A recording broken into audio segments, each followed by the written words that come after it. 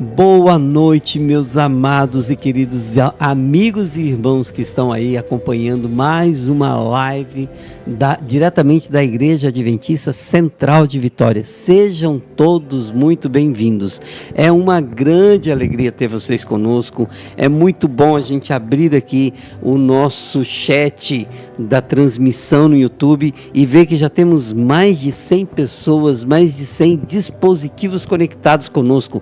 Sejam todos muito bem-vindos, tá? E eu quero dar as boas-vindas também para essa mulher linda que está aqui do meu lado. Boa noite, Ruth, seja muito bem-vinda. Boa noite, Ademir. Boa noite, minha gente querida. Como vocês estão? Estão bem? Conta pra gente aí um pouquinho de como foi o domingo de vocês. Muito feliz por estar aqui mais uma vez, aqui na companhia de vocês. Meu nome é Ruth Ribeiro, tenho o privilégio de ser casada aqui com Ademir Ribeiro. Estamos aqui juntos para mais uma vez adorar o nosso Deus Criador. Isso aí. Um prazer enorme tê-los aqui conosco, né, Ademir? Gente de vários lugares aí do nosso Brasil afora. Comente aqui de onde você está nos acompanhando. Coloque aqui o pedido de oração, porque nós estaremos intercedendo por vocês durante toda esta semana, viu? Isso. Interaja aqui conosco. Muito bem, ó, já localizei aqui o Guilherme Faulkner, lá de Joinville.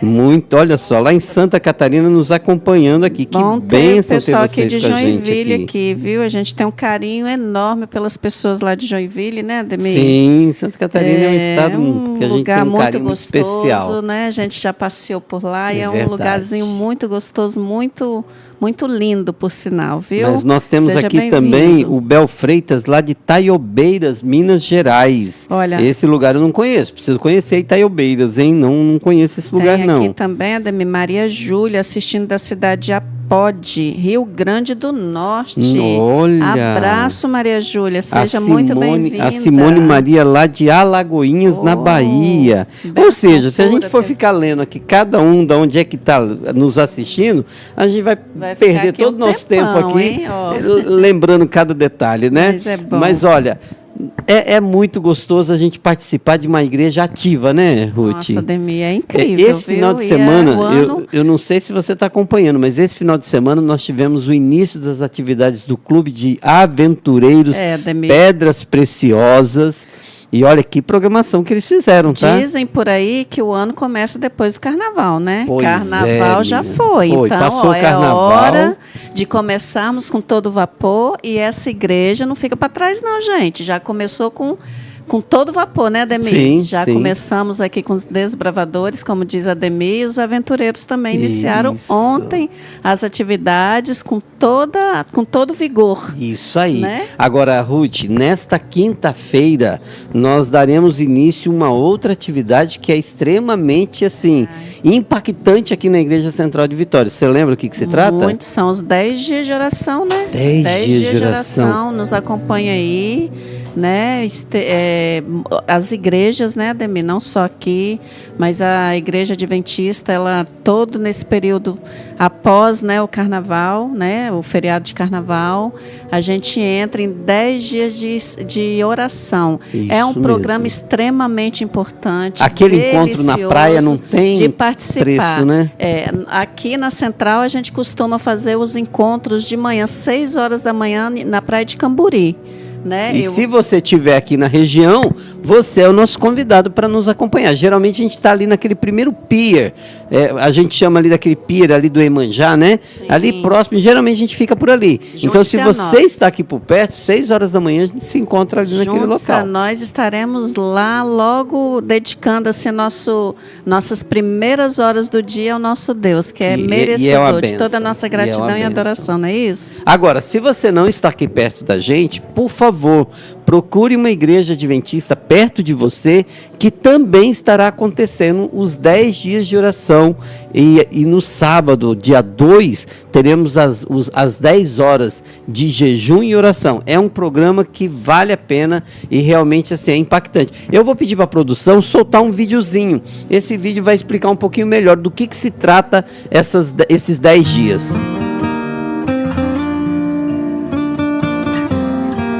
Faltam 4 dias apenas, né? Exatamente. Quinta-feira, dia 22, temos início ali das atividades dos 10 dias rumo ao lar. A Ruth, você tem essa ansiedade esse tema assim, no mexe seu muito coração? comigo, viu? Esse tema, rumo ao lar, a Nova Jerusalém, mexe muito comigo. Essa é a nossa esperança, né, Ademir? É para isso que nós vivemos, né? É para isso que nós caminhamos, para chegar no nosso lar, porque o nosso lar não é aqui, queridos. Nosso lar está sendo preparado com muito amor e carinho pelo nosso amado, adorado Jesus Cristo. Então, sigamos aí nesses 10 dias de oração com esse maravilhoso tema. Eu tenho certeza que os temas lá na revista de Rumo ao Lar vai estar muito impactante nas nossas vidas. Com certeza. Todo ano é assim e esse ano não vai ser diferente. Ô, Ruth, nós temos pessoas aqui, ó, lá de Londrina, no Paraná, aí. Carapicuíba, de São Paulo, Salvador, na Bahia, Chapada Diamantina, na Bahia também. Abraços, queridos, vocês que estão nos acompanhando aí neste Brasil Afora, um abraço carinhoso em cada um de vocês. E quando estiverem aqui no Espírito Santo, venham nos visitar, viu? Serão muito bem-vindos. Eu quero mandar um abraço especial, Ruth. Eu quero mandar um abraço porque eu tenho certeza que ela está nos assistindo, então eu não posso deixar de mandar um abraço para a nossa querida Dagmar Barcelos, Daguinha, mais conhecida como Daguinha, né? Ela está lá nos assistindo. Se estiver nos assistindo, abraço. Daqui a pouco estaremos aí juntinhos de novo. Isso aí. Agora, Ruth, uma coisa que nós temos aqui no nosso chat com muita frequência, o que é? O que aparece muito no nosso chat aqui? Pedidos de oração, Pedidos de oração. Pedido de oração. Queridos, isso aí. Compartilhe conosco seus pedidos de oração, seus agradecimentos. Esta igreja, como nós costumamos falar, é uma igreja que ora, é uma igreja que intercede, e estaremos durante toda a semana intercedendo pelos teus pedidos. E não só durante a semana. Agora, neste momento, temos uma sala aqui reservada aqui na igreja, com o intercessor, guerreiros de oração, orando pelos pedidos que estão sendo colocados aqui no nosso chat, né, Ademir? E eu vou colocar um pedido aqui, ó. O Suesley, eu acho que é assim que pronuncia o seu nome, né? Ele está dizendo aqui que ele é diretor da assistência de publicações da missão Extremo Sul Bahia. E ele está pedindo oração aqui por início da campanha de comportagem lá em Eunápolis, na Bahia. Então nós estaremos orando por esse pedido, viu? Que Deus possa abençoar os comportores que fazem um trabalho tremendo, muito especial. Amém. E que abrevia a volta de Jesus. Tem algum outro pedido que você destaca aí, Ruth? Ademir, eu vou destacar aqui a Sônia Rodrigues, né, nos cumprimenta com a boa noite. Ela pede oração pela vida espiritual e pela família dela, né? Para que eles tenham um encontro com Jesus. Amém, viu? Amém. Amém, Sônia. Que Deus abençoe a sua família, minha querida. Isso. E você também. A Ana, ela está pedindo oração pelo neto Heitor, porque ele está com dificuldade na escola, né? E está pedindo aqui para que o Espírito Santo possa agir na mente dele, dando-lhe sabedoria, né? Então nós vamos estar orando pelo seu pedido também, viu? Na realidade, gente, nós estaremos orando por todos os pedidos que aqui estão.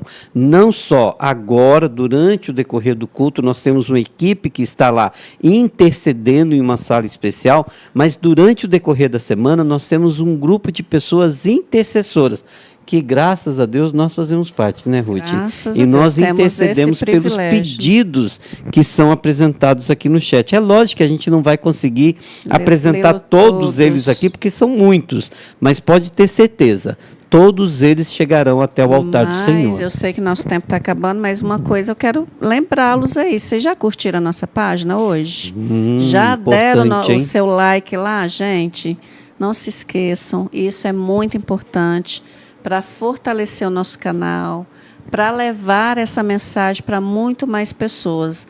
Ao clicar lá no joinha, vocês estão ajudando que o nosso canal se torne relevante e assim o canal seja indicado para mais pessoas. Não é isso, Ademir? Ruth, nosso tempo acabou. Nosso tempo acabou.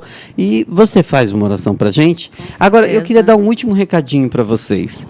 Olha, é muito bom ter vocês conosco aqui na live, mas acreditem, nada substitui o privilégio e a oportunidade de estar presente na casa de Deus. Então, se você tem uma igreja adventista perto de você e se você tem condições físicas de chegar até essa igreja, não perca essa oportunidade, porque com certeza você vai sentir muito mais impactante a presença de Deus. Oremos. Santo e grandioso Deus, Pai de amor, louvado e engrandecido seja o teu santo nome, Senhor. Obrigada, Senhor, pelo privilégio que o Senhor nos concede estarmos aqui na tua casa. Senhor, rogamos agora que o Senhor aceite a nossa adoração, que o Senhor perdoe os nossos pecados e queremos rogar uma bênção muito especial sobre cada internauta que nos acompanha, Senhor, nesta noite. Visite a cada um com a paz, com a tua graça, com tua bondade, Senhor. Permaneça conosco, abençoe o culto. É o que te pedimos e agradecemos por Jesus. Amém. Amém.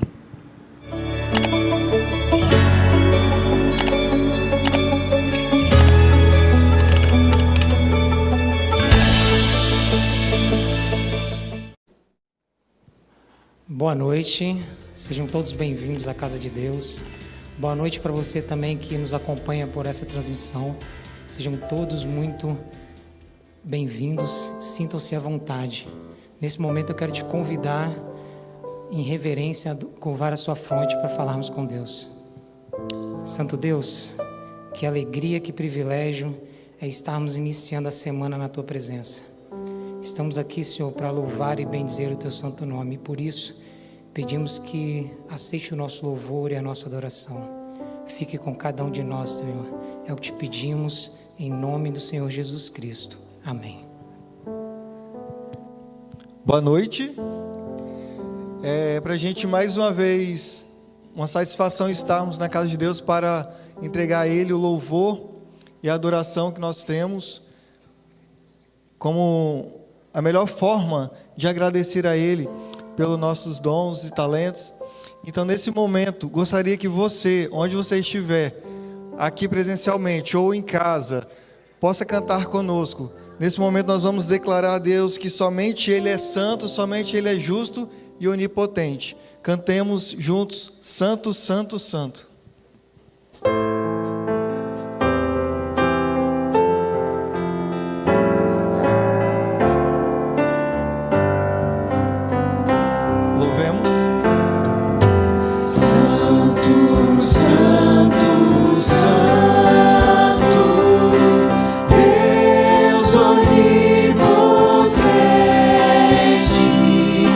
Cedo de manhã, canta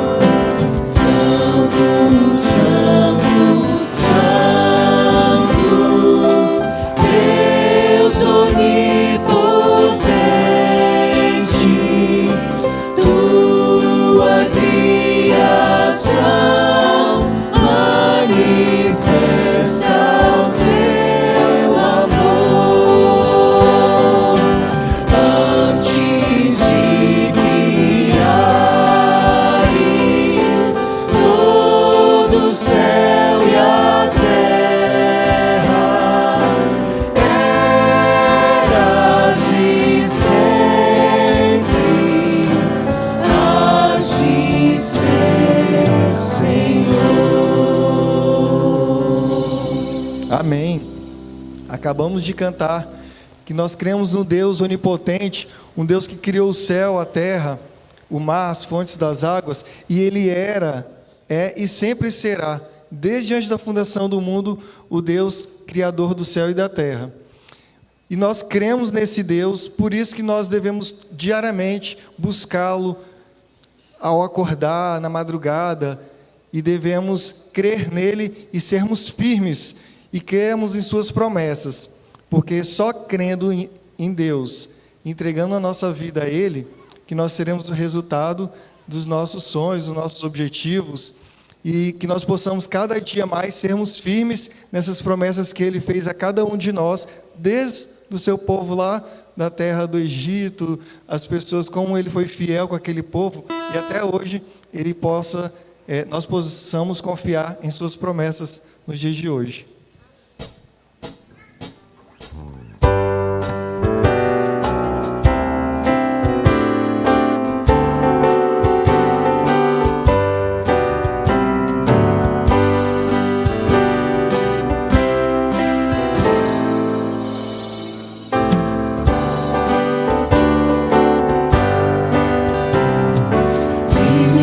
Promessas de Jesus, Senhor, vou cantar louvores ao meu bom pastor, sempre exaltarei o seu eterno amor, firme nas promessas de Jesus,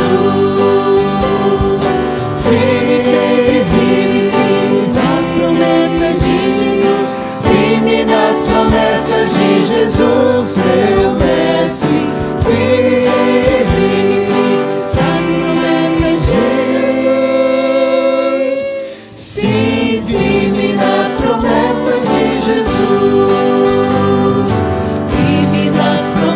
não irei falhar, vindo as tempestades este meu lidar, pelo verbo eterno sempre irei lutar, firme nas promessas de Jesus,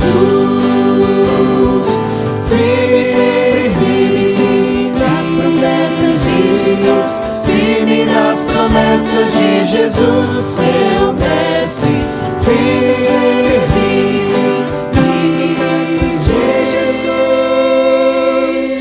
Sim, firme nas promessas de Jesus,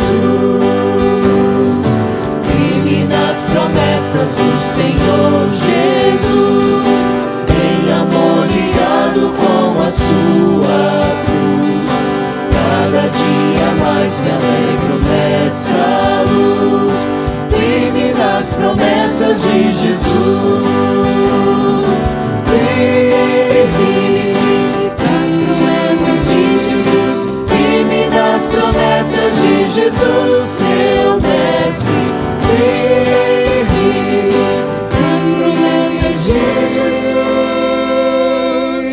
sim, firme nas promessas de Jesus.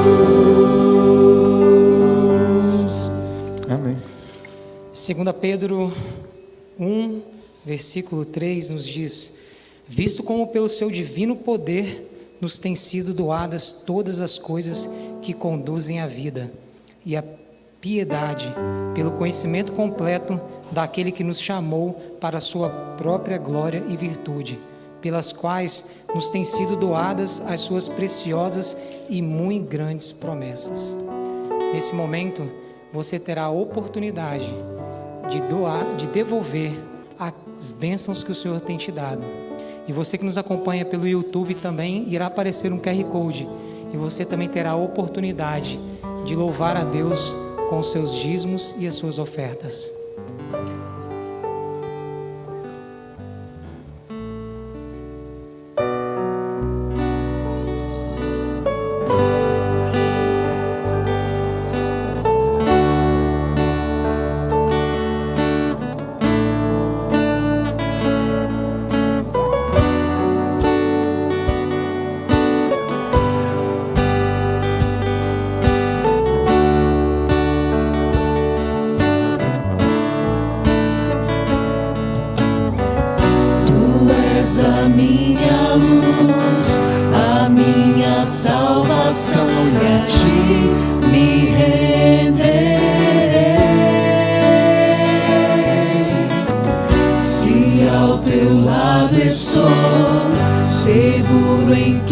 tuas mãos eu nada temerei.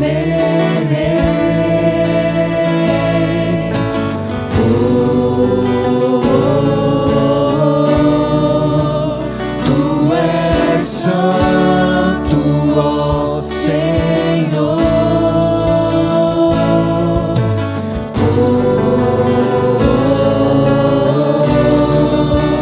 Tu és digno de louvor.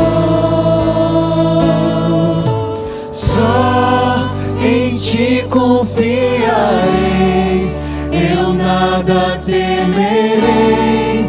Em frente eu irei, pois eu sei que vivo estás e um dia voltarás do céu pra nos buscar, pra sempre reinarás. Aleluia.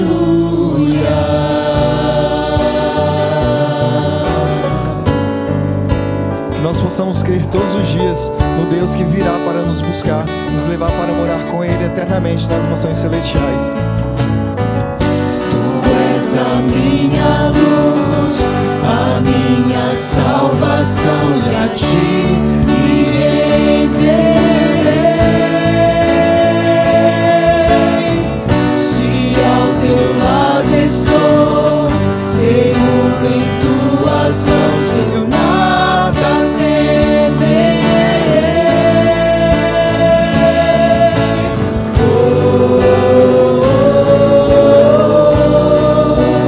Tu és santo, ó Senhor.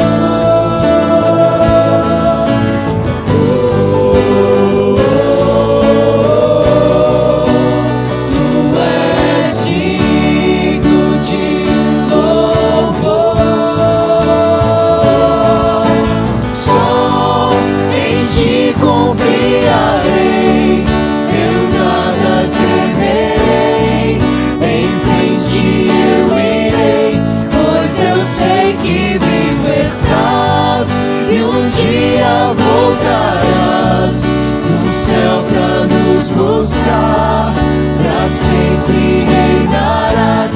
Aleluia.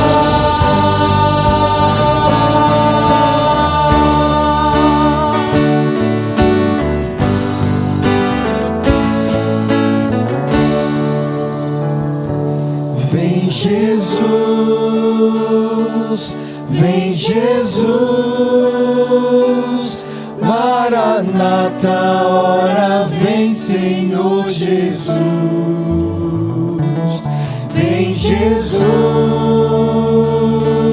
vem Jesus, Maranata, ora vem Senhor Jesus. Vem Jesus, vem Jesus, Maranata, ora vem Senhor Jesus. Vem Jesus, vem Jesus, Maranata, ora vem Senhor Jesus. Só em ti confiarei, eu nada temerei. Em frente eu irei, pois eu sei que vivo estás e um dia voltarás do céu pra nos buscar, pra sempre reinarás. Aleluia. Só em ti confiarei, eu nada temerei. Em frente eu irei, pois eu sei que vivo estás e um dia voltarás do céu pra nos buscar, pra sempre reinarás. Aleluia.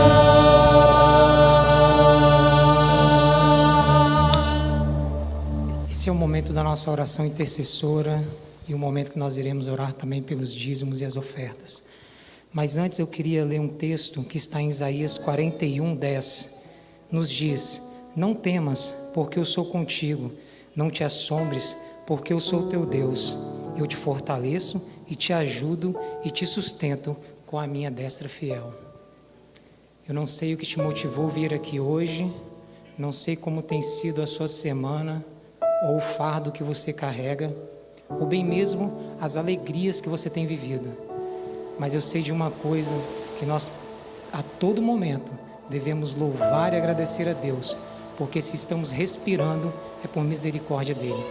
E neste momento eu quero te convidar a se ajoelhar para clamarmos ao Senhor e agradecer a Ele por tudo que Ele tem feito por nós. Aqueles que puderem.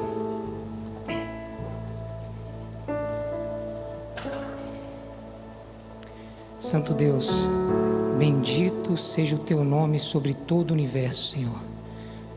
Se estamos ajoelhados porque reconhecemos quem Tu és e sabemos quem somos, somos pó, e sabemos da Tua grandeza e da Tua misericórdia, Senhor. É nesse pedido, Deus, com o coração contrito e humilde, te pedimos que estenda a Tua mão sobre Teu povo. Muitos dos Teus filhos, ó Pai, neste momento não têm o que comer. Alguns estão sobre um leito, sofrendo. Outros, ó Deus, estão em meio a uma guerra, sofrendo também. Estamos cansados, Senhor, de estar aqui nessa terra e almejamos a Tua vinda. E por isso, ó Deus, estamos de joelho para clamar a Tua presença e o Teu Espírito sobre as nossas vidas. Usa-nos, ó Pai, para que possamos ser bênção para o nosso próximo.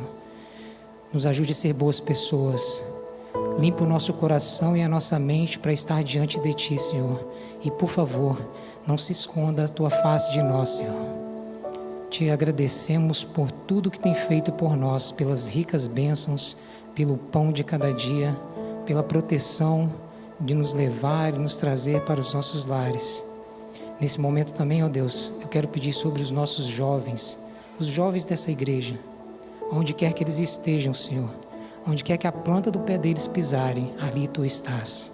Que Teu Espírito os incomode, que a cada dia eles cresçam em graça e sabedoria diante de Ti. Os unja com o Teu óleo e com Tua bênção, Senhor. Fique conosco, aceite o nosso louvor e a nossa adoração. Te pedimos e te agradecemos, no nome do Senhor Jesus Cristo. Amém.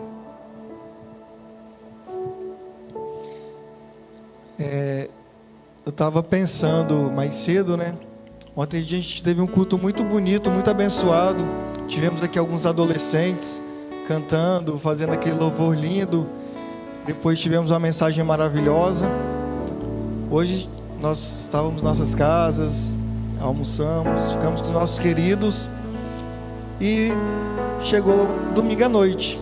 Amanhã é segunda-feira, uma nova semana, novos desafios. E às vezes a gente fica com medo. Será que vai dar tudo certo? Será que vai chover? Às vezes a gente pensa assim, será que vai chover? Será que eu vou conseguir chegar no trabalho, na escola?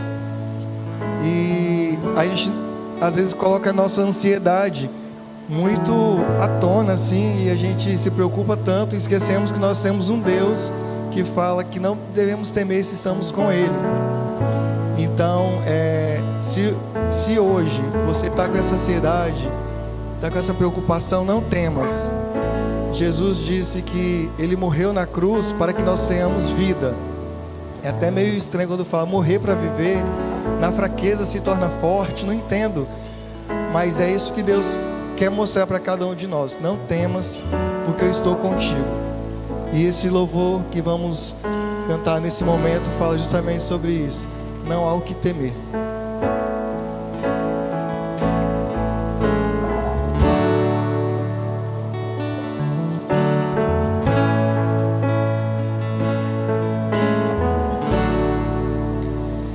Eu sou o Senhor, Rei de Israel, Santo Redentor, começo e o fim. Sou o Criador, o verdadeiro Deus. Eu sou a cura, sou o poder. sou, amém, estrela da manhã. Eu morri na cruz, trouxe salvação.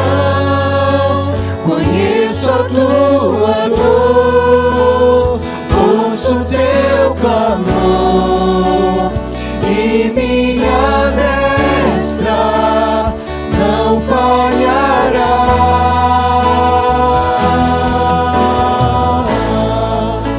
Não há o que temer, contigo eu estou. Não te assombres, porque eu sou teu Deus. Te fortalecerei, te sustentarei. Com minha mão eu serei fiel.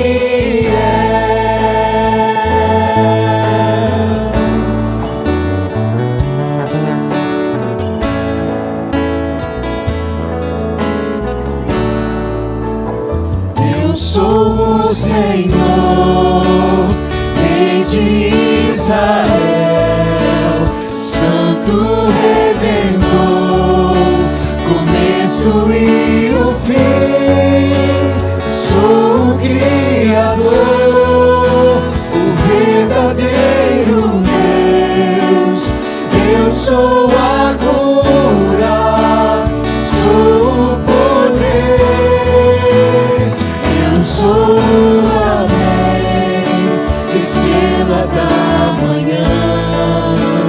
Eu morri na cruz, trouxe salvação. Conheço a tua dor, ouço teu clamor, e minha destra não falhará.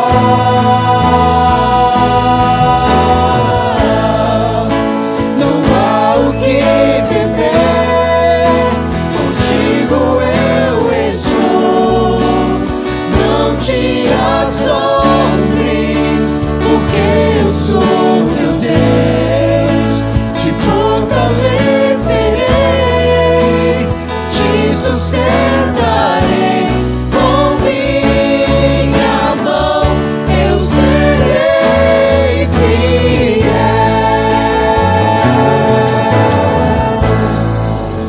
Não há o que temer, contigo eu estou. Não te assombres, porque eu sou teu Deus. Te fortalecerei, te sustentarei. Com minha mão eu serei fiel.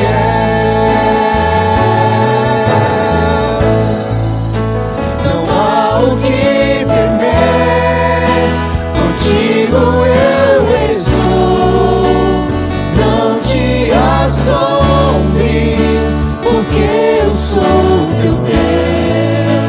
Te fortalecerei, te sustentarei. Com minha mão eu serei fiel.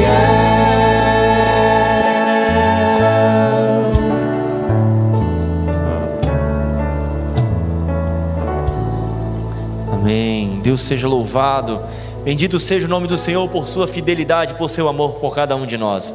Povo querido e abençoado do Senhor Jesus Cristo, boa noite. Todos sejam bem-vindos, os que estão presencialmente aqui conosco, aqueles que estão nos acompanhando através das redes sociais.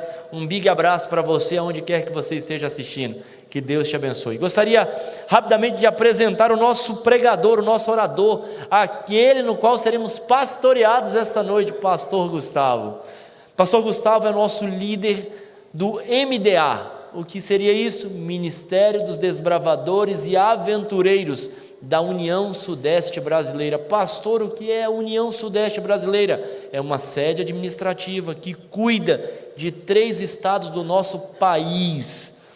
Então, Minas Gerais, Espírito Santo e Rio de Janeiro, nossos desbravadores, essa potência que são os desbravadores e aventureiros, é pastoreada, é cuidado, é direcionado pelo pastor Gustavo. E pastor, nós queremos te agradecer nos muitos desafios. Se este homem contar só a maratona dele do final de semana, eu e você nos cansaríamos sentados aqui.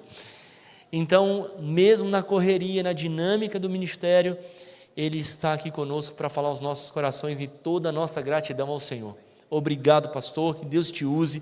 Privilégio nosso sermos pastoreados pelo Senhor essa noite, e que o Senhor sinta o abraço especial dessa igreja que já respeita, ama e admira o Senhor. Seja muito bem-vindo, amigo, que Deus te abençoe. Amém, amém, amém. Uma boa e abençoada noite para cada um de vocês. Estou muito feliz de estar aqui na Igreja Central de Vitória. Eu estava conversando com o pastor ali há pouco, e eu estava lembrando da última vez que eu tive a oportunidade de estar aqui. Foi num aniversário especial do Clube Raio de Sol. Foi no ano de 2019, e a gente vê como que o tempo passa e como as coisas voam, não é verdade? De lá para cá já foram 5 anos, e a minha pequenininha hoje perdeu o seu primeiro dentinho.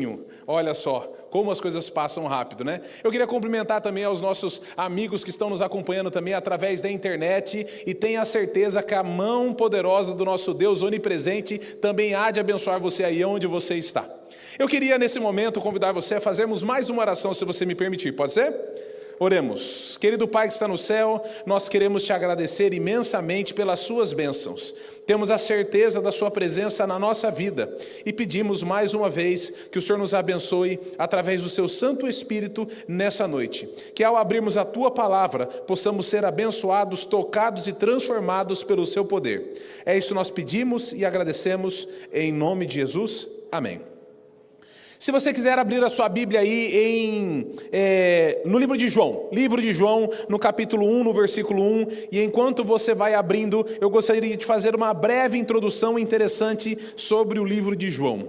Quando nós vamos na Bíblia, nós encontramos 4 evangelhos: o evangelho de Mateus, o evangelho de Lucas, e o evangelho de Marcos, o evangelho de João. Não necessariamente nessa ordem, mas são os 4 evangelhos que nós encontramos. Os 3 primeiros evangelhos são chamados de evangelhos sinóticos, ou seja, são feitos sobre a mesma ótica, sobre a mesma perspectiva. Falando nas palavras de hoje, eles são praticamente iguais. 70% dos 3 primeiros evangelhos são as mesmas informações, as mesmas histórias, e eles se diferenciam em apenas 30%, aonde às vezes, dentro da mesma história, existe um detalhe específico em algum livro, às vezes tem alguma história exclusiva de algum livro, alguma mensagem exclusiva de algum livro, mas em suma, eles são muito parecidos.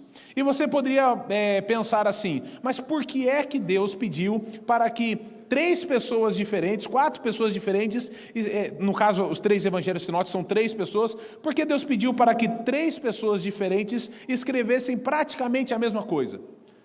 Será que não poderia apenas uma única pessoa escrever a mensagem do evangelho, escrever de repente a história de Jesus, e já não seria o suficiente? O que acontece é que quando a gente vai em cada um dos evangelhos, a gente percebe que cada um deles foi escrito por um público-alvo diferente. Quando nós vamos no livro de Mateus, por exemplo, a gente percebe que Mateus ele escreveu para os judeus, e em sua linguagem, a maneira de ele apresentar o evangelho, a gente percebe que ele está querendo mostrar para os judeus que Jesus é o Messias prometido, filho de Davi, filho de Abraão. Quando nós vamos já no livro de Marcos, que foi o primeiro a ser escrito, apesar de vir em segundo lugar, o livro de Marcos, que é o menor deles, ele foi escrito para o público-alvo, os romanos. E o objetivo dessa escritura, dessa mensagem, era alcançar os romanos. E quando a gente estuda as características desse livro, a gente percebe que Jesus é apresentado como uma pessoa que está sempre fazendo alguma coisa, está sempre a trabalho, está sempre a serviço. Uma característica muito bem vista pelos romanos daquela época. Então, a história de Jesus contada aos olhos de Marcos tem como objetivo mandar uma mensagem específica para os romanos. Quando nós vamos no livro de Lucas, ele escreve para os gentios. Agora, quem eram os gentios? Às vezes a gente ouve algumas nomenclaturas na igreja e não tem muita certeza do que é que estão falando, mas os gentios nada mais eram do que todos aqueles que não eram judeus. Os judeus se achavam o povo especial, escolhido, e de fato eram, mas eles enxergavam para isso de uma maneira não tão correta, e todos aqueles que não eram judeus eram gentios. E Lucas, ele escreve o seu evangelho para os gentios, e o objetivo de Lucas é que todos possam perceber que a salvação que Jesus veio para trazer, ele não veio a trazer apenas aos judeus, mas ele veio trazer a todas as pessoas.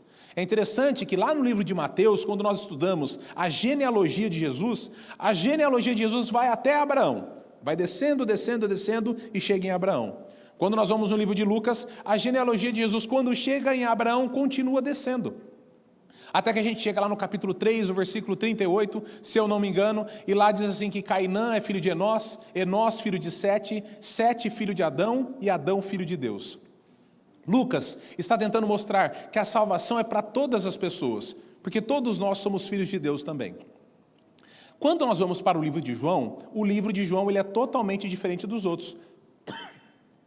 O livro de João, ele é o quarto evangelho, ele não é um evangelho sinótico. As mensagens são diferentes, as histórias são diferentes, tudo é diferente no livro de João. Quando João ele escreveu o seu livro, a gente percebe que os outros 3 primeiros evangelhos já haviam sido escritos. A história de Jesus já era suficiente. Mas João, ele sentiu a necessidade de escrever mais um evangelho, porque surgiu um grupo de pessoas naquela época chamado de gnósticos. E os gnósticos, eles acreditavam em Jesus, mas não acreditavam que Jesus era Deus. Eles achavam que Jesus talvez era uma pessoa muito importante, talvez um grande profeta, mas não acreditavam que Jesus era Deus. Eles achavam que Jesus era uma pessoa qualquer, uma pessoa comum, mas não Deus. E dentro desse ambiente, João sentiu a necessidade de escrever mais um evangelho. E o evangelho de João é totalmente diferente dos outros. Quando nós vamos em João, no capítulo 1, no versículo 1, dá uma olhadinha aí. João, ele já deixa muito claro qual é a sua mensagem, qual é a mensagem do seu livro, qual é a sua proposta, o que ele está querendo dizer.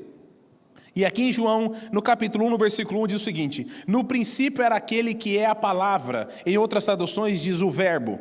Ele estava com Deus e era Deus. Ele estava com Deus no princípio, e todas as coisas foram feitas por intermédio dele, e sem ele, nada do que existe teria sido feito. Outras traduções dizem o seguinte: no princípio era o verbo estava com Deus e o verbo era Deus. Todas as coisas foram feitas por intermédio dele, e sem ele, nada do que foi feito se fez. E quando a gente continua lendo o capítulo 1 de João, João deixa muito claro que o verbo, a palavra, é Jesus Cristo. Ele deixa muito claro que Jesus não é uma pessoa qualquer, Jesus não é uma pessoa comum, Jesus é Deus. E quando a gente vai estudando o livro de João, a gente percebe que João, diferente dos outros evangelhos, enquanto que nos outros nós encontramos dezenas de milagres de Jesus, no livro de João nós encontramos apenas 7 milagres, até que Jesus seja glorificado. O que acontece é que os 7 milagres do livro de João são considerados os maiores milagres de Jesus. E eu gostaria de passar rapidamente sobre alguns desses milagres, e nós vamos aprender algumas lições, algumas coisas interessantes aqui, ao estudar a Bíblia e ao estudar o livro de João. O primeiro livro, o primeiro evangelho, quer dizer, o primeiro capítulo, o primeiro milagre, está no capítulo 2. E aqui nós vemos quando Jesus ele transformou a água em vinho.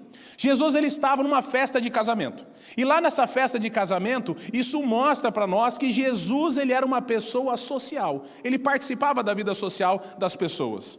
Ele estava participando daquela festa e de repente a informação que chega para ele é que o vinho, o suco de uva havia acabado naquela festa. Jesus ele vai lá até o lugar onde o vinho deveria ficar, e quando ele chega lá, ele encontra alguns tachos de pedra, eram vasos utilizados em lavagens cerimoniais, não havia também lá nenhum vinho, nenhum suco de uva, e Jesus, resumindo a história, porque eu tenho certeza que você já a conhece, Jesus ele pega e diz o seguinte: vá e encham os tachos de pedra com água. Quando nós estudamos aqui, os tachos de pedra, eles podiam conter de 2 a 3 metretas, que era a medida líquida daquela época.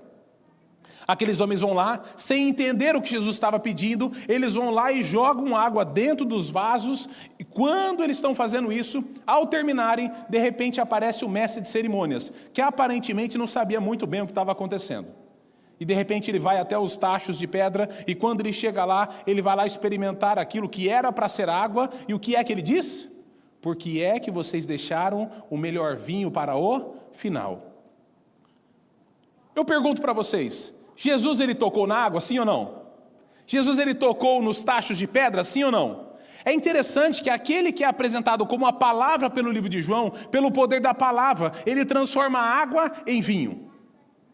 O mais interessante ainda, o que torna esse milagre grandioso, é que quando nós estudamos e vemos a quantidade de vasos que haviam e a quantidade de metretas que eles cabiam, quando a gente transforma para litros, a nossa medida dos dias de hoje, a gente descobre que Jesus ele transformou aproximadamente 750 litros de água em 750 litros do puro suco da uva. O que é que João está tentando nos mostrar? João está tentando nos mostrar que Jesus não é uma pessoa qualquer. Jesus não é uma pessoa comum. Jesus é Deus. Eu queria fazer um breve parênteses aqui na minha mensagem, porque eu sei que é uma pergunta que muitas pessoas acabam fazendo. Algumas pessoas falam assim, pastor, se Jesus transformou a água em vinho, por que nós não podemos beber vinho? Essa é uma pergunta que muitas pessoas fazem, e não vai dar tempo de explicar assim de maneira muito profunda, mas eu vou dar uma resumidinha para você, só para você entender esse assunto que é muito curioso para muitas pessoas. O que acontece é que a Bíblia não foi escrita em português, isso todos nós sabemos. A Bíblia ela foi escrita em grego, hebraico e aramaico. Nessa parte em específico, ela foi escrita em grego. E uma coisa interessante que acontece é que as traduções elas não são assim exatamente perfeitas. Eu vou dar um exemplo para você. As línguas, elas têm as suas peculiaridades. Eu poderia dizer para você que eu amo muito a minha esposa, e amo mesmo. Eu poderia dizer para você que eu amo muito a minha filhinha. Poderia te dizer também que eu amo muito a minha cachorrinha, a Lolinha. Ah, como eu amo aquela cachorrinha. Mas eu também poderia dizer para você que eu amo muito Nutella. Deixa eu falar uma coisa, quem é que ama Nutella também? Vai dizer, né? É difícil não gostar, não é? O segredo é não comer muito. Mas o que acontece é que no português eu uso a mesma palavra para poder descrever amores diferentes. Afinal de contas, a maneira como eu amo a minha esposa, a maneira como eu amo a minha filha é diferente da maneira como eu amo a minha cachorra e é diferente da maneira como eu amo Nutella. Ou você acha que eu amo Nutella tanto quanto eu amo minha esposa? Claro que não, eu gosto muito mais da Nutella. Não, estou brincando, não. Estou brincando. Eu gosto mais da minha esposa. Ainda bem que ela não está assistindo. O que acontece é que a gente usa a mesma palavra para falar de amores diferentes, mas na Bíblia, em grego e também em hebraico, nós encontramos palavras diferentes que deixam mais claro o tipo de amor que você tem. Quando a gente fala de vinho na Bíblia, por exemplo, nós encontramos palavras diferentes também. Algumas delas significam o puro suco da uva, ou seja, o vinho novo, o vinho recém-espremido. Outras palavras dão a entender que é o vinho já Algumas vezes a gente pode entender também através do contexto. Por exemplo, quando Jesus ele está lá na Santa Ceia, eles comem um pão. Aquele pão poderia ter fermento, sim ou não? Não poderia, por quê? Porque o pão simbolizava o corpo de Cristo. E o corpo de Cristo não tinha pecado, e o fermento era o símbolo do pecado. Então é por isso que tinha que ser um pão sem fermento. Logo, o vinho poderia ser fermentado? Claro que não, porque simbolizava o suco, quer dizer, simbolizava o sangue de Cristo. É interessante que alguns irmãos por aí, sem querer ofender ninguém e tal, mas alguns irmãos por aí não entendiam muito bem esse contexto. E muitos lugares onde faziam Santa Ceia com vinho, deixaram de fazer com vinho depois que inventaram esse negócio do bafômetro. Depois que as regras começaram a ficar um pouco mais complexas, né? E as regras começaram a apertar mais um pouco mais o assunto, alguns amigos e irmãos, eles começavam às vezes por aí, participavam de Santas Ceias, e aí o que acontecia? De repente eles passavam no bafômetro e saía lá e evidenciava que a pessoa tinha bebido álcool, e aí falava assim, não, mas eu acabei de sair da Santa Ceia. Algumas religiões por aí acabaram deixando isso de lado, e hoje em dia a maioria das pessoas usa o puro suco da uva, mas a gente nem precisava de ter dúvidas, porque o contexto nos mostra que aquele vinho, ele era o puro suco da uva. Quando nós olhamos para a história, aqui, tanto a palavra quanto o contexto nos levam a entender que Jesus ele tinha transformado a água no puro suco da uva. Até porque ele nunca iria contra os princípios que ele mesmo já havia pregado e já havia deixado através de todos os ensinos da Bíblia. Esse foi um grande milagre. Jesus transformou 750 litros de água em 750 litros do puro suco da uva. E o que é que João está tentando nos mostrar? Você se lembra? João está tentando nos mostrar que Jesus não é uma pessoa qualquer. Jesus não é uma pessoa comum. Jesus é Deus. E quando nós vamos no capítulo 4, aqui nós encontramos o segundo milagre. O segundo milagre está aqui no versículo 43. E aqui o título diz o seguinte: Jesus cura o filho de um oficial. Eu não vou ler para a gente poder economizar um pouquinho do tempo, mas o fato é que um homem, ele pegou e chegou para conversar com Jesus, e ele disse o seguinte: Jesus, preciso que você vá lá na minha casa, eu deixei meu filho lá, ele estava quase morrendo, ele está muito mal, e eu preciso que o senhor vá lá para poder curá-lo. Aquele homem naturalmente tinha fé em Jesus, afinal de contas ele foi até Jesus, e ele acreditava que Jesus poderia curar o seu filho. E quando ele diz isso para Jesus, o interessante não é o que o homem diz, mas é o que acontece após isso. Porque Jesus falou o seguinte: vá que seu filho passa bem. E quando Jesus disse isso, o que o homem fez? O homem foi. Eu não sei o que você faria no lugar daquele homem, mas eu provavelmente iria falar assim: não, Jesus, por favor, eu preciso que o senhor vá comigo lá na minha casa. Eu preciso que você, de repente, toque nele, que você faça uma oração, que você faça uma unção, alguma coisa, e eu tenho certeza que ele será curado.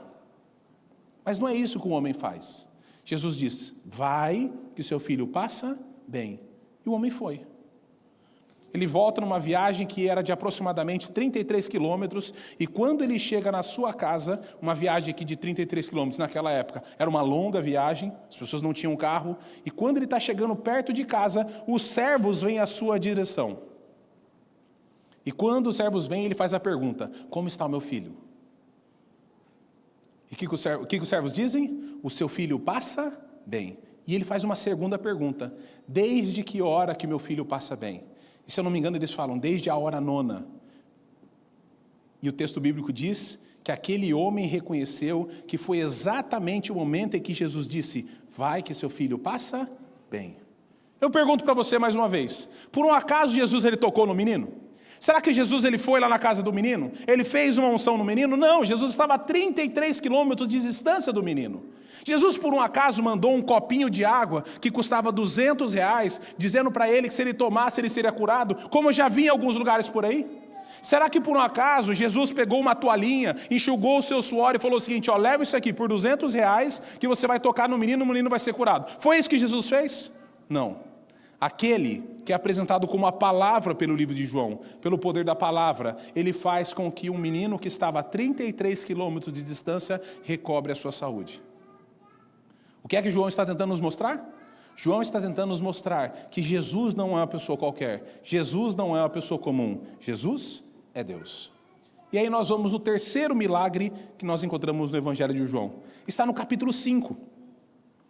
Jesus vai ao tanque de Betesda.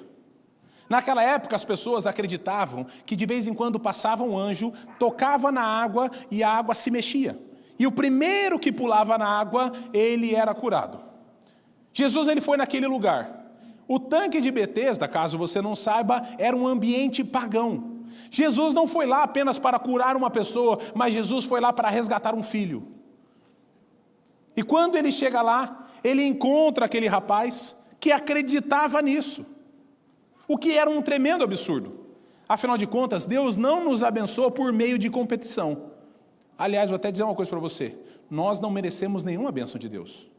Todas as bênçãos que Deus ele nos dá única e exclusivamente porque Ele nos ama. Não porque nós merecemos ou fazemos alguma coisa, mas porque Ele nos ama. E quando nós olhamos aqui para a história, Jesus ele encontra aquele homem e faz a pergunta: você quer ser curado? Qual deveria ser a resposta do homem? Sim, é claro, eu quero ser curado. Mas não é essa a resposta que ele dá. Ele estava diante da oportunidade de cura, mas qual é a resposta que ele dá? Quando a água se mexe, outros chegam antes de mim. Jesus não havia encontrado apenas um homem que estava paralítico, mas Jesus havia encontrado um homem que estava vivendo sem esperança. E aí Jesus dá mais uma chance para ele e diz o seguinte: se você quer ser curado, pega o teu leito, levanta e anda. Aquele homem creu na palavra de Jesus. Ele pegou o seu leito, ele levantou e andou. Me desculpe a insistência, mas deixa eu te perguntar mais uma vez. Jesus ele toca no homem? Jesus ele faz alguma massagem nele? Faz alguma coisa diferente? Aquele que é apresentado como a palavra pelo livro de João, pelo poder da palavra, ele faz com que um homem que estava há 33 anos, se eu não me engano, 38 anos paralítico, recobre a sua saúde. E o que é que João está tentando nos mostrar? João está tentando nos mostrar que Jesus não é uma pessoa qualquer. Jesus não é uma pessoa comum. Jesus é Deus. Quando nós vamos folheando aqui o livro de João, nós chegamos no capítulo 6, e aqui nós encontramos dois grandiosos milagres de Jesus. Logo no versículo 1, a gente encontra quando Jesus multiplicou os pães, e esse milagre de fato foi um grande milagre. No evangelho de João, nós encontramos 7 milagres, como eu disse para vocês, e dos 7, 5 são exclusivos do livro de João, e apenas 2 são encontrados em outros evangelhos. Um deles é esse, e o outro é no versículo de 16, quando Jesus anda sobre as águas. Outro milagre grandioso de Jesus. A gente vai folheando aqui a Bíblia e nós chegamos aqui no 6º milagre de Jesus, que está no capítulo 9. E quando nós chegamos no capítulo 9, nós encontramos quando Jesus, ele foi abordado pelos seus discípulos com uma pergunta muito interessante. Eles encontraram um rapaz que era cego de nascença, e eles colocaram para fora um pouco da sua cultura e dos seus pensamentos da época. Eles perguntaram assim: Jesus, por que é que ele está sofrendo isso? Por que ele está pagando por isso? Porque ele pecou ou porque os seus pais pecaram? Qual foi a resposta de Jesus? Nem porque ele pecou e nem porque os seus pais pecaram, mas para que a glória de Deus aconteça na vida dele. Eu queria dizer para você que nos nossos dias, às vezes a gente pega se perguntando por que é que Deus permitiu que isso acontecesse na nossa vida. Pois eu quero lembrar você que Deus não faz nada de mal na nossa vida. Pelo contrário, tudo de ruim que acontece neste mundo é coisa do inimigo de Deus. Mas se algo de ruim está acontecendo na sua vida, se tem alguma coisa que não está andando bem, eu quero dizer para você que a glória de Deus pode acontecer na sua vida através desse problema. Foi exatamente o que aconteceu na vida daquele rapaz. Nem porque ele pecou, nem porque os seus pais pecaram, mas para que a glória de Deus aconteça na vida dele. E a glória de Deus aconteceu. E aquele homem que não podia ver desde o seu nascimento, ele passa a enxergar as primeiras imagens, mostrando o grandioso milagre de Jesus. E o que é que João está tentando mostrar? Espero que você já tenha decorado. João está tentando nos mostrar que Jesus não é uma pessoa qualquer, Jesus não é uma pessoa comum, Jesus é Deus. E quando a gente vai folheando aqui, a gente chega ao 7º milagre de Jesus. Capítulo 11. Jesus, ele é abordado com a triste notícia de que o seu amigo Lázaro havia morrido. Essa história ela tem um cunho bastante especial, sabe por quê? Porque essa história nos mostra que todos aqueles que morreram como amigos de Jesus, um dia poderão ser ressuscitados por ele. Jesus ele vai até o local. Há uma confusão entre os discípulos, porque alguns estavam conversando com Jesus, e Jesus disse o seguinte: vamos lá porque Lázaro está dormindo. É claro que quando a gente entende a Bíblia, a gente entende de maneira muito clara que a Bíblia, ela trata a morte como um sono. Uma vez eu estava dando um estudo bíblico e uma pessoa me disse o seguinte: não, pastor, Lázaro não havia morrido. Lázaro estava em coma. Eu nem sabia que existiam aparelhos naquela época. E aí eu peguei e falei assim para ele: não, mas você não sabe que aqui no texto bíblico diz que quando a pedra ela é tirada, um cheiro ruim sai de lá de dentro, evidenciando que ele já estava em fase de decomposição, porque ele já estava morto há 4 dias.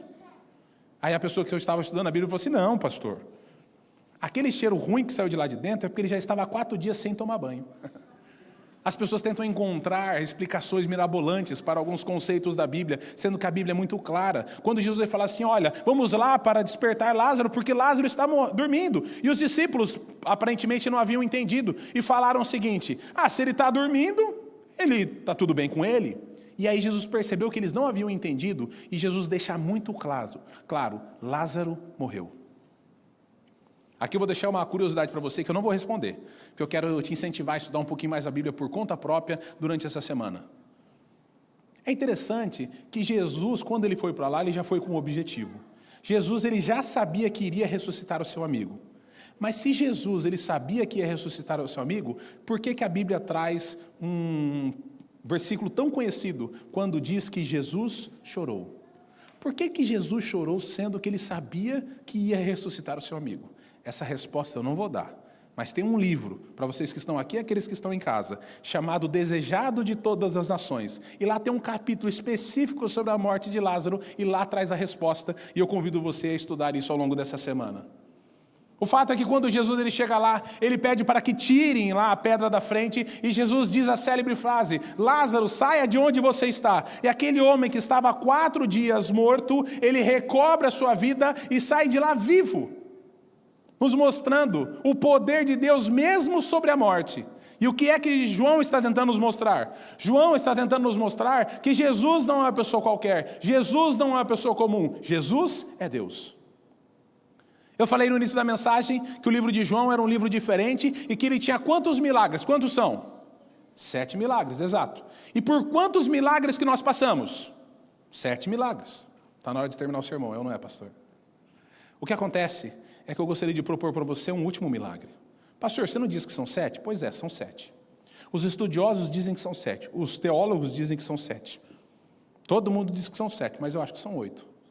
E eu gostaria de apresentar para você o 8º milagre, que para mim é o maior de todos os milagres que nós encontramos no Evangelho de João. É o maior milagre que nós encontramos na Bíblia, e vou dizer uma coisa, é o maior milagre que Deus pode fazer na sua vida. E ele está no capítulo 8, e esse nós vamos ler.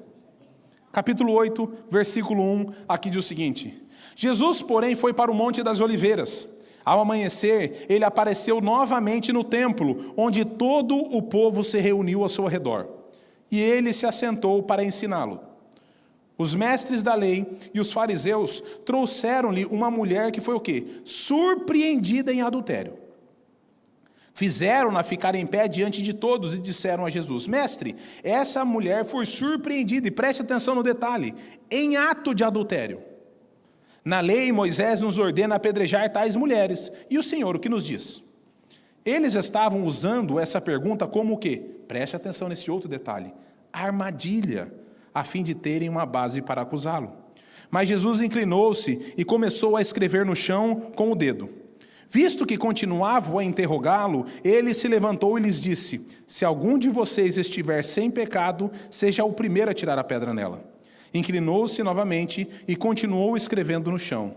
Os que o ouviram foram saindo, um de cada vez, começando pelos mais velhos, e Jesus ficou só, com a mulher em pé diante dele. Então Jesus pôs-se em pé e perguntou-lhe: Mulher, onde estão eles? Ninguém a condenou? Ninguém, Senhor, disse ela. Declarou Jesus: Eu também não te condeno. Agora vá e abandone a sua vida de pecado. Aqueles escribas, fariseus, aquelas pessoas vieram até Jesus porque eles queriam colocar Jesus numa situação difícil. E o texto nos dá algumas orientações sobre isso. Eles trouxeram uma mulher que foi presa em flagrante adultério, em ato de adultério. E eu pergunto para você, tem como uma pessoa adulterar sozinha? Uma pessoa para adulterar, ela precisa de outra pessoa, correto? Se ela foi pega em ato de adultério, em flagrante adultério, junto com ela tinha uma outra pessoa, certo?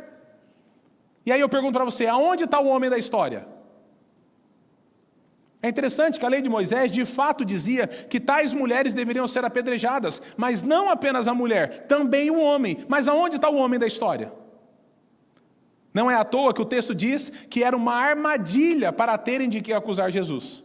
E por que era uma armadilha? Porque a situação era a seguinte: se Jesus dissesse, sim, apedreje essa mulher, primeiro que ele estaria indo contra a sua mensagem. Segundo, naquela época, apenas um romano poderia dar uma sentença de morte a uma pessoa. Jesus não era romano, e se ele desse uma sentença de morte, ele poderia ser preso ou até mesmo morto, por ter desrespeitado a lei dos romanos.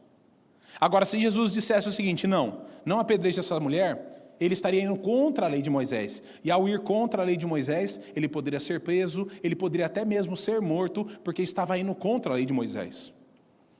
Ou seja, se ele dissesse sim, ele estaria em maus lençóis. Se ele dissesse não, da mesma maneira ele estaria em maus lençóis. Aqueles homens tentaram colocar Jesus numa sinuca de bico. Aqueles homens tentaram colocar Jesus num beco sem saída. Mas o que acontece é que aqueles homens não sabiam que Jesus não é uma pessoa qualquer. Jesus não é uma pessoa comum. Jesus é Deus. E como Deus, não é possível colocá-lo no beco sem saída. Quando a gente estuda a Bíblia, a gente vê os grandes milagres que foram feitos no Antigo Testamento. E nós sabemos que Jesus participou desses milagres. Quando o povo do Egito estava fugindo, o povo de Israel estava fugindo do Egito, quando eles estavam indo naquela direção, o que acontece é que eles se encontraram diante de um mar. Do lado direito havia montanha, do lado esquerdo havia montanha, e atrás deles, o que aconteceu? Havia o povo do Egito, que estava vindo para poder matá-los. E eles que não tinham mais saída, Deus criou uma saída para eles. Quando não há mais caminhos, Deus ele tem poder de criar caminhos. É por isso que nós, nos dias de hoje, quando nós nos encontramos num beco sem saída, numa sinuca de bico, a gente tem que entregar os nossos planos e os nossos problemas ao Senhor. Porque quando a gente faz isso, se não existe mais caminho, Ele cria o caminho para você. Foi exatamente o que Jesus começou a fazer para aquela mulher. Jesus ele começou a criar o caminho. E ele se colocou de joelhos. E ele começou a escrever no chão. A Bíblia não diz o que é que Jesus estava escrevendo.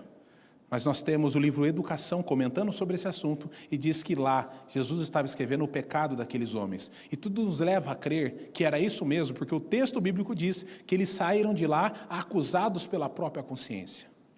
Jesus ele começa a escrever o pecado daqueles homens no chão e ali ele começa a criar o caminho para aquela mulher. Até que de repente Jesus ele se levanta e diz para os homens: ok, se você não tem pecado, que atire a primeira pedra. Como eles iriam atirar uma pedra naquela mulher, sendo que o pecado deles estava escrito diante dos seus olhos? Jesus criou o caminho para aquela mulher, assim como Ele pode criar caminhos para nós hoje.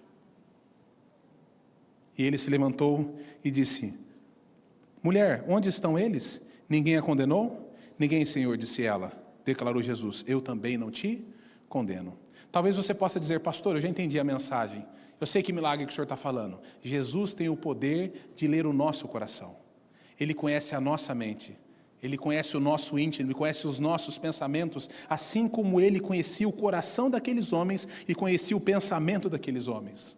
De fato, esse também é um grande milagre de Jesus, mas esse não é o maior milagre que nós encontramos no Evangelho de João, não é o maior milagre que nós encontramos na Bíblia, e nem é o maior milagre que Jesus pode fazer na nossa vida hoje. O maior milagre que nós encontramos no Evangelho de João, que para mim é o maior milagre da Bíblia, e também é o maior milagre que Jesus pode fazer na nossa vida hoje, é quando aquela mulher responde: ninguém, Senhor, disse ela. Declarou Jesus, e aqui nós vemos um milagre: eu também não te condeno. Eu quero dizer para você, meu querido amigo, quero dizer para você, meu querido irmão, que o maior milagre de Jesus não é fazer o coxo andar. O maior milagre de Jesus não é fazer o cego enxergar. O maior milagre de Jesus não é curar um menino à distância ou transformar a água em vinho. Eu quero dizer para você que o maior milagre de Jesus é o milagre do perdão. E eu digo para você que o maior milagre de Jesus é o milagre do perdão, sabe por quê? Porque nem mesmo para mim a ressurreição é o maior de todos os milagres. E sabe por que a ressurreição não é o maior de todos os milagres? Alguém aqui já teve a oportunidade de conversar com Lázaro e perguntar para ele como que foi a experiência de ser ressuscitado? Alguém já conversou com Lázaro? Não, né? Por quê? Porque Lázaro morreu de novo. Está lá escrito no Guinness Book, o homem que mais morreu, Lázaro, 2 vezes. Nem mesmo a ressurreição é o maior de todos os milagres, porque a ressurreição não resolve o problema. O maior milagre de todos é o milagre do perdão, sabe por quê? Porque somente através do perdão, eu e você podemos viver vida eterna, e não há maior milagre do que poder viver eternamente. O maior milagre é o milagre do perdão, sabe por quê? Porque quando nós olhamos para a nossa vida, quando nós olhamos para a palavra de Deus, a gente descobre que a gente não tem jeito. Que a gente nunca mudaria de caminho, nunca transformaria o nosso coração, nunca nos converteríamos, nunca nos arrependeríamos. Mas o que acontece? O Espírito Santo de Deus, Ele trabalha no nosso coração. E a gente chega à conclusão de que a gente está errado. De que esse caminho não é o caminho certo. Que a gente precisa tomar decisões ao lado de Deus. Ele toca no nosso coração, nós nos arrependemos, confessamos os nossos pecados, somos transformados e andamos numa direção diferente. E a partir daí, a gente começa a contar para as pessoas como andar por esse caminho também.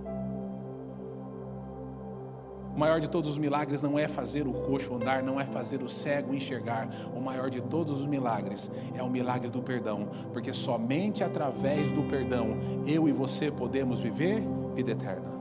E não há maior milagre do que poder viver eternamente. Não há maior milagre do que aquele que Jesus fez na cruz por pecadores como eu e você, que não mereceríamos nada. Mas Ele, sem cobrar nada, pagou o nosso preço e hoje nos entrega de graça a salvação. que está estendida a todas as pessoas. E é interessante que existe um texto na Bíblia que diz o seguinte: as misericórdias de Deus se renovam a cada manhã. Deus está disposto a fazer esse grande milagre na sua vida todos os dias, assim como Ele quer fazer esse milagre na sua vida hoje. O maior de todos os milagres é o milagre do perdão, porque somente através do perdão eu e você podemos viver vida eterna, e não há maior milagre do que poder viver eternamente. E sabe por que Jesus pode fazer esse milagre? Jesus, ele pode fazer esse milagre porque Jesus não é uma pessoa qualquer. Jesus não é uma pessoa comum. Jesus é Deus. E como Deus, Ele veio aqui a essa terra, Ele pagou o nosso preço. E hoje Ele está lá no céu, no santuário celestial, intercedendo por cada um de nós, para que eu e você possamos viver vida eterna. Deixa eu te dizer uma coisa: sabe quantos milagres Deus pode fazer aqui nessa noite? Tanto quanto pessoas nós temos aqui nessa igreja. Meu amigo, você que está assistindo aí, eu quero dizer para você que Jesus pode fazer tantos milagres nessa noite quanto pessoas que estão nos assistindo aí. O maior de todos os milagres é o milagre do perdão, porque somente através do perdão eu e você podemos viver vida eterna. E Ele pode fazer isso, porque Ele não é uma pessoa qualquer, Ele não é uma pessoa comum. Jesus é Deus. Quantos aqui gostariam de receber o milagre do perdão na sua vida hoje? Eu quero orar por você. Grandioso Pai que está no céu, nós queremos louvar e engrandecer o Teu nome por quem Tu és. Nós queremos louvar e engrandecer o Teu nome, porque como Deus, o Senhor enviou o Seu Filho, que também é Deus, a vir a essa terra, a morrer no nosso lugar e nos conceder o maior de todos os milagres, que é um dia podermos viver eternamente no céu. O Senhor nos abençoe para que esse milagre seja real em nossa vida todos os dias, até que Jesus volte. E enquanto esse milagre vai acontecendo na nossa vida e no nosso coração, que o Senhor nos abençoe a contarmos desse milagre a outras pessoas, para que elas possam receber esse milagre também. E através desse serviço e desse trabalho, cada um de nós possa apressar a volta de Jesus a essa terra. Nos abençoe, cuide de nós. É isso que nós pedimos e agradecemos. Em nome de Jesus, amém. Uma boa e abençoada noite para cada um de vocês. Amém. Boa noite. Obrigado, pastor. Para você que nos acompanhou até agora, tenha uma boa noite. Nosso próximo encontro será quarta-feira, às 19h30, aqui mesmo na sala, aqui embaixo, no primeiro ou no segundo andar, tá bom? Que a paz de Deus e a comunhão do Espírito Santo nos leve em paz. Tenhamos uma boa semana.